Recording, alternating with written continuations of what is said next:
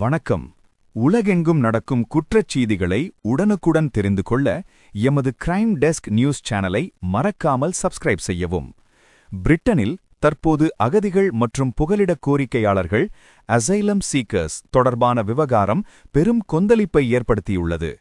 France நாட்டிலிருந்து சிறிய படகுகள் மூலம் வரும் அகதிகளின் எண்ணிக்கை அதிகரித்து வரும் நிலையில் பிரிட்டானிய மக்கள் தங்கள் எதிர்ப்பை பதிவு செய்ய ஆங்காங்கே யூனியன் கொடிகளை ஏற்றி வருகின்றனர். இத்தகைய பதற்றமான சூழலில் சமீபத்தில் 2 இளைஞர்கள் செய்த கொடூர குற்றம் ஒட்டுமொத்த புகலிடக் கோரிக்கையாளர் சமூகத்தின் மீதும் கரையை ஏற்படுத்தியுள்ளது.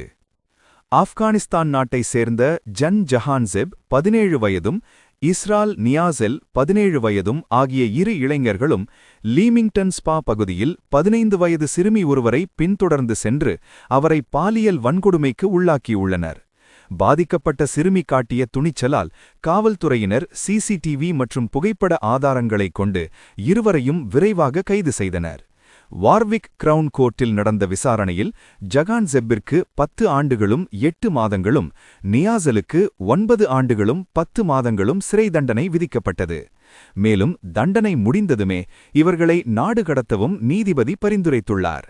இந்த சம்பவம் பிரிட்டன் மக்களிடையே பெரும் ஆத்திரத்தையும் புகலிடக் கோரிக்கையாளர்கள் குறித்த அச்சத்தையும் உருவாக்கியுள்ளது.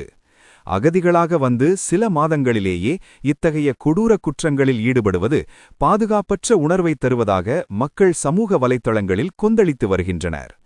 இதன் எதிரொலியாக பிரிட்டன் அரசு அகதிகள் மற்றும் எல்லை பாதுகாப்பு தொடர்பான சட்டங்களை மேலும் கடுமையாக்க திட்டமிட்டுள்ளது.